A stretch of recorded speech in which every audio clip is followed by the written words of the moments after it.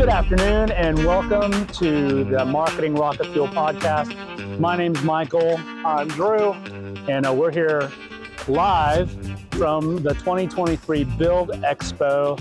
We wanted to do a quick impromptu episode to talk about, get Drew's take on what he thought this expo was going to be about, what I thought it was going to be about, and see if our expectations were met, if we were disappointed. I'm going to tell you now, I was not disappointed, actually pleasantly surprised, but I wanted to get Drew's take on it. Drew, what is your take on the whole event so far? You know what? Going into this being the biggest expo that we've been at, I really wasn't sure what to expect. I mean, we said early on a couple episodes ago that this was kind of a gamble or a calculated risk here, and it could fail. It could just crash and burn and fail miserably. Spoiler alert, it has not. We've had a fantastic time here at the Charlotte Build Expo. We have talked to a ton of people. I'm surprised I still have a voice left because I've been talking to people nonstop for the entire show. And traffic has been steady, and it's interesting because we are in a post-pandemic trade show. And so trade shows before 2020 were just jam-packed, full of people. If somebody said a trade show was happening, it just people flocked to it, and whether they needed what was in the show or not, it was just jam-packed full of people. Post-pandemic, what we've seen, even at the smaller shows that we've been at, there are fewer people, but there are far more intentional about what they're doing here. And so our conversations with people have not been time-sucked, time-waster conversations. They have been intentional, good, forward-moving conversations. And that's what excites me the most. And we've had a lot of them. Yes. So I have a little confession here. I'm going to open up, be transparent, be vulnerable. I had my doubts about this. Not only were we spinning this up 30 days out, I had no idea what sort of audience we were going to get, what sort of interactions. And as Drew mentioned, I've been over the moon about the conversations that I've been able to have with people, some connections that we've made. I'm just thinking about when we first met about this, and I told you we were considering doing this, but really I told you we're doing this. Yes. You know, you knew if I come to you with an idea and say, hey, Michael, we're thinking about doing this, I'm pretty much 90% of the way there. Yeah. And so Michael's like, uh-oh, the boss has got another harebrained idea. Here we go. What are we doing here? So I'm just thinking about that reaction. You're so nice and polite about my ideas. I really appreciate that. Sometimes, but I do appreciate the fact that you're diplomatic and telling me no when it's a bad idea, but I'm glad that we did this one. I am too. So a couple takeaways from me. I've known Drew for what feels like a lifetime, but it's probably closer to 5 to 7 years. Yeah. And please don't take this the wrong way. I am shocked at his people skills. He is fantastic on the floor. He has zero inhibitions as far as grabbing somebody who's walking by. And I tell you, Drew, that is part of the success of this event for your company, is your ability to see somebody walking by. Clearly, they did not have any intentions of stopping at the booth, grabbing their attention and having a meaningful conversation with them. It's great. I got to give a shout out to Jennifer. Her design work is obviously eye-catching enough to get people to slow down. Stuff. Absolutely. Let's take to the side here so everybody can see. This is our booth here, and Jen is responsible for most of this design. Yes. She came up with all of these things. I give her ideas, and she just boom, it happens. And so, you know, when you're leading a company, I mean, it's a good rule of thumb. Yeah. You always want to be surrounded by good people. Yep. And my rule at Escape Plan Marketing is I always hire somebody smarter than myself. Well, that's not very hard. Well, no, it's not very hard. But more than that, I hire people who are better at Yes. that job than I am. Smart. And I can't let my ego get in the way because, you know, I have to have a big ego to run a company. That's just part of it. But when I hire good people and I can trust them to do what we know is going to work, when I know that when they're going to deliver on my ask and they're going to execute it well, that puts me in a level of confidence as a business owner. Like if I didn't have Jen, if I didn't have you, I probably would not have made the decision to do this show. That's fair. Because I wouldn't have had the confidence that we could do it well. Right. And that's probably a good time to transition into some of the stuff that we did to make this a success. We're going to do one more episode after this Yes. to kind of Post-mortem. recap. Yep. After we've had a chance to follow up with some of the leads and talk about what we did on our follow-up journey, but that'll be in the next episode. So, but let's talk about what do we have in the booth now, because we really haven't shown people that booth until this episode. So while we're talking to this, we're probably going to be talking over this video. So Jen's probably going to be walking around getting some footage of the booth. What did we do to prepare for this event? Okay, so we looked at what we had, and then we said, okay, what do we need? And so that was really the last couple of episodes we showed you that. I think it was the last episode where I showed you what was in our storage room and all that. Well, now you see we've got our 10-foot banner up here. We've got these great new flyers here, the postcards that we designed specifically for this event. But I'll tell you the most popular thing that brought people in,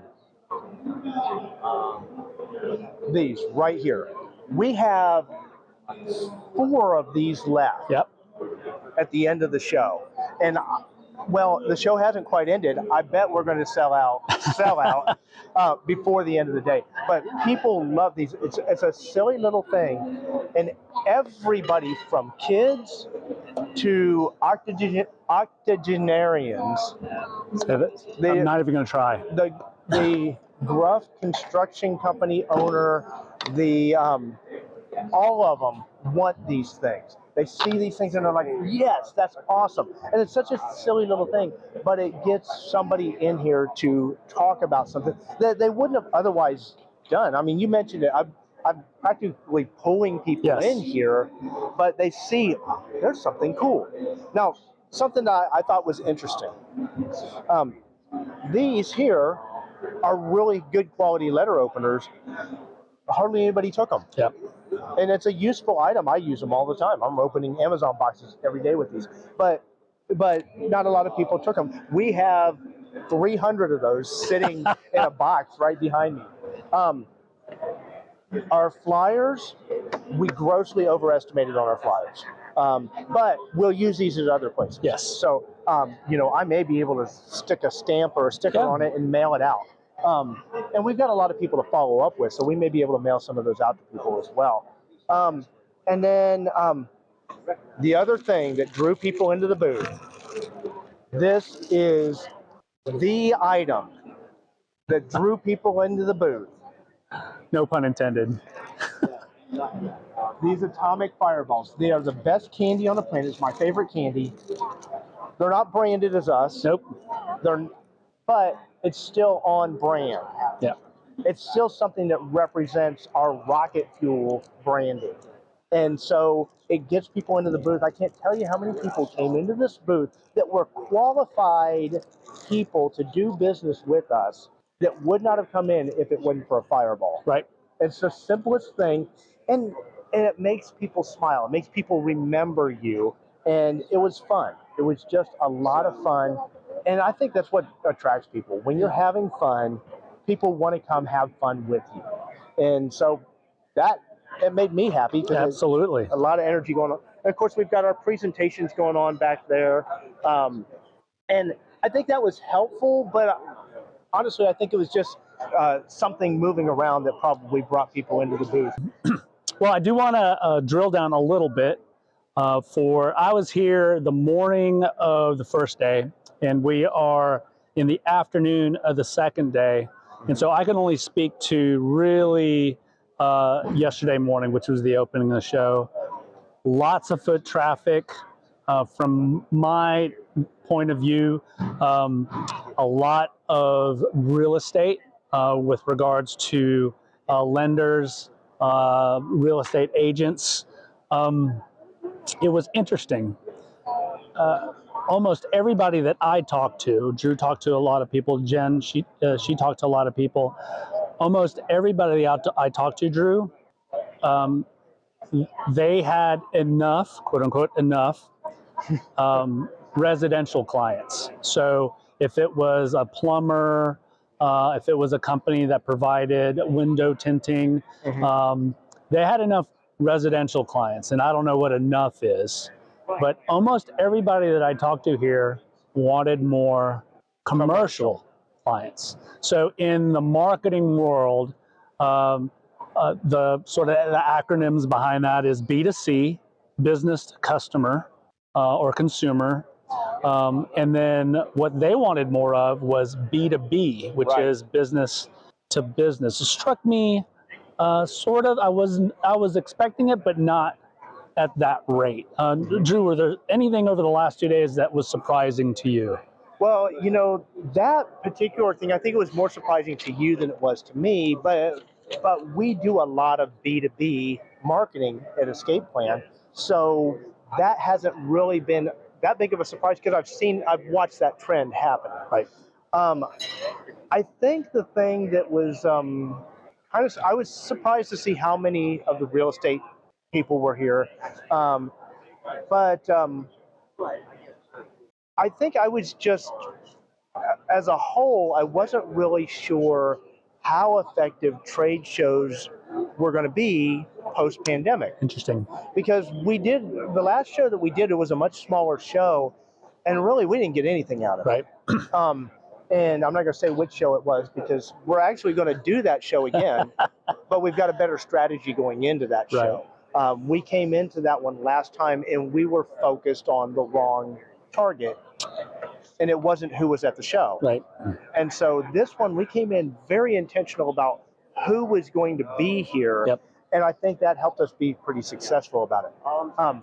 I'm going to tell on somebody, the expo is not over. There's a marketing company that was 2 booths down from us. They've already packed up and gone home. Yep. And I'm not saying that they're a bad marketing company because they're probably pretty good, probably okay at what they do. But one of the things I noticed is they had a table and 3 banner stands and 2 guys sitting down at the table, never went out and engaged anybody, never only talked to somebody if they came up to the booth. Right. They had a prime corner spot. I mean, we've got a great spot. We have a fantastic spot here because if you can see, and I'm sure Jen's going to take a video of this, but there's a big observation window here at the Charlotte Convention Center, way up on the next floor up, and you can look down out of that observation window and see we make rocket fuel from all the way across the convention hall. And then when you walk in the front doors, you walk in the door, take a right, and there we are, straight down the aisle. Prime spot. And I give Terry, our ops manager, the kudos because she booked this whole, she's the one that actually prompted us to do the show. Nice. But she booked this spot for us and chose this one specifically. You asked me what surprised me.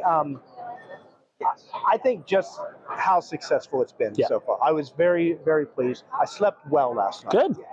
So, and that's hard to say when you're in a hotel. Yes. Hotel beds are usually like, it's not your bed. Right. And it's just uncomfortable and you toss and turn, but I was gone.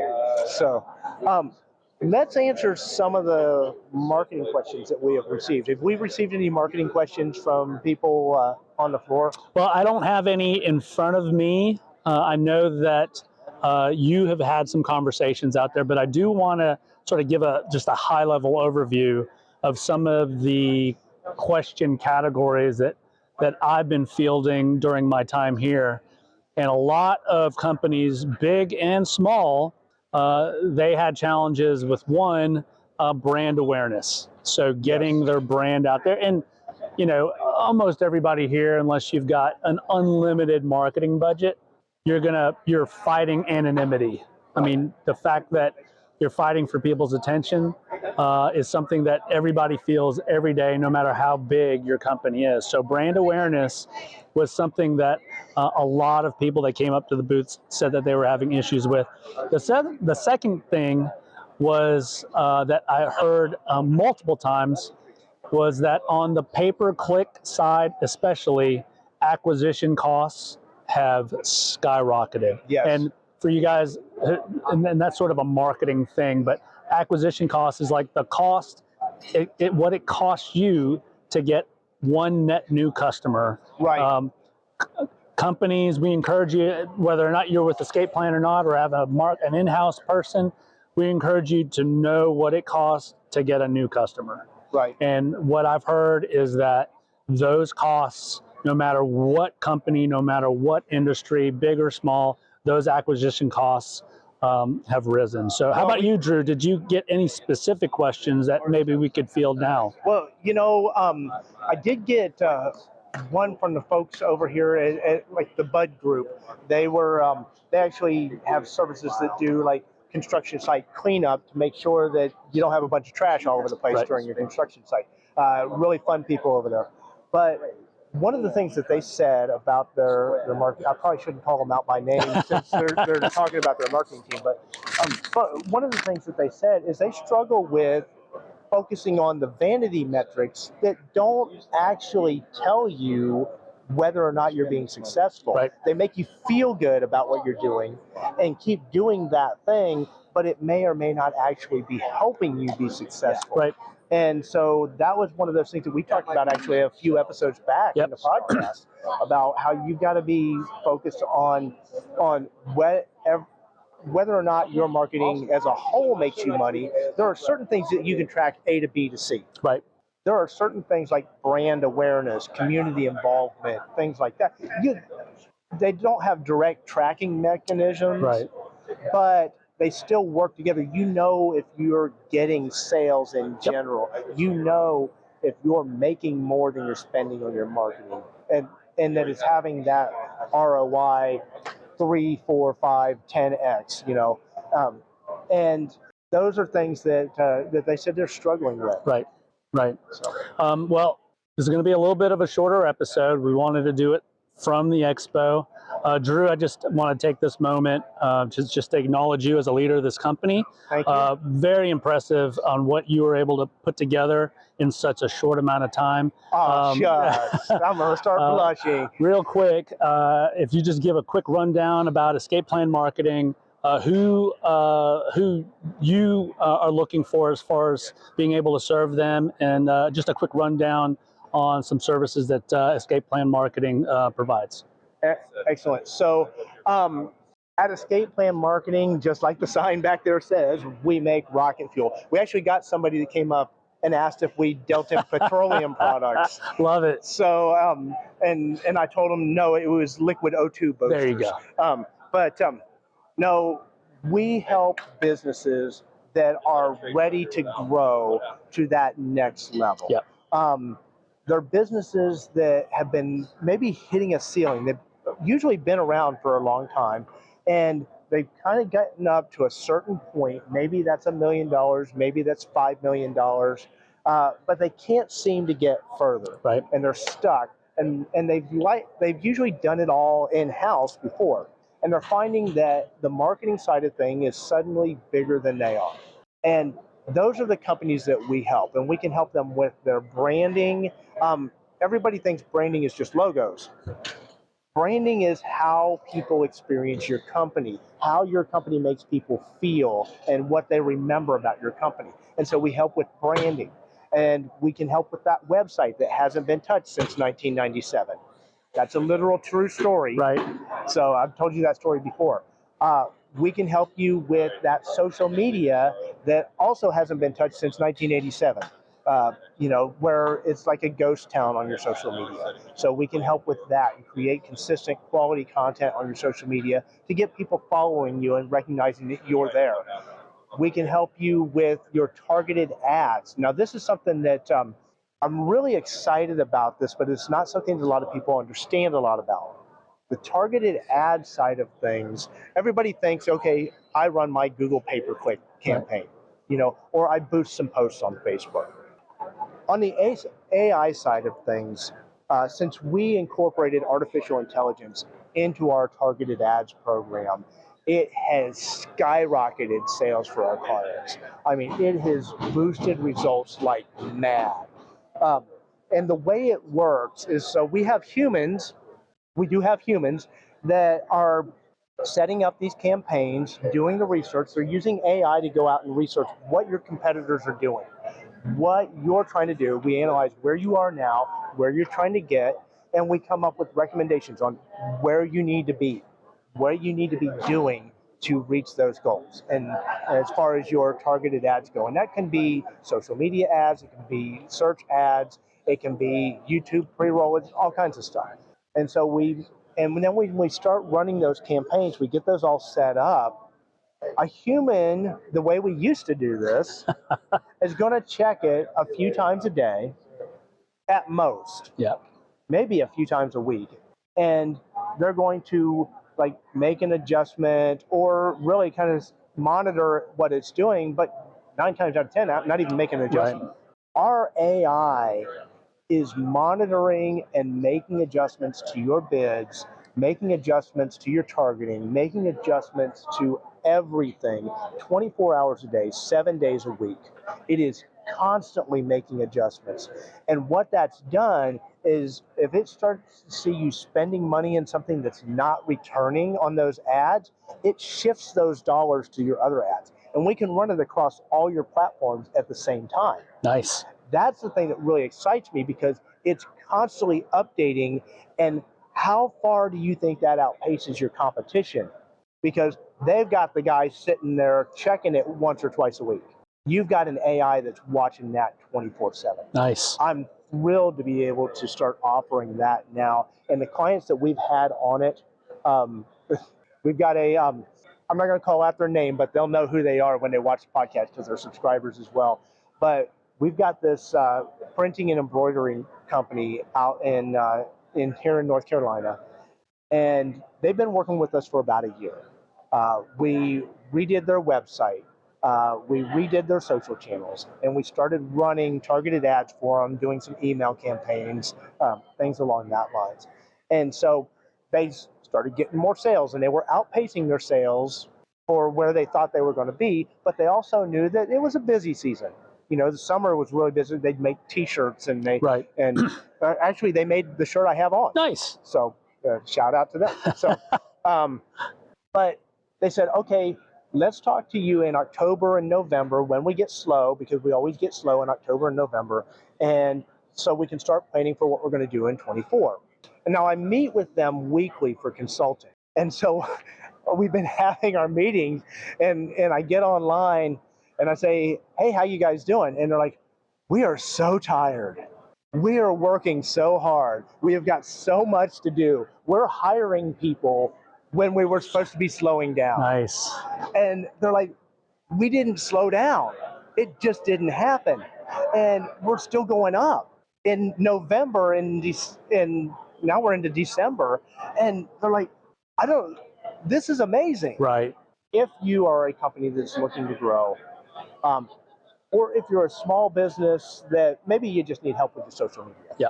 We've got social media plans for everybody from a social media or from a solopreneur on up, because we want to be able to help those businesses too. And that's the thing they usually need help with. But if you're a company trying to hit between $1 and $10 million in sales, ideally, if you're bigger than that, that's fine too. But that's really our sweet spot. Right.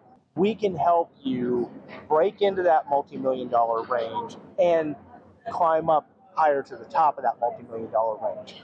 That's what escape plan marketing does for you. Well, guys, if you've made it this far, please like, subscribe, comment, leave a review. Let us know if you like this sort of content. We're probably going to send a link out for this episode to folks that we met. So if we got to meet you at the 2023 Build Expo here in Charlotte, it was great meeting you. And if we didn't get a chance to meet you, I'm sure you're going to be hearing from us, and we'd love to get a chance to know you. Drew, thank you. Jen, thank you. And guys, we'll see you on the next episode of Marketing Rocket Fuel Podcast. Until then, bye. Bye.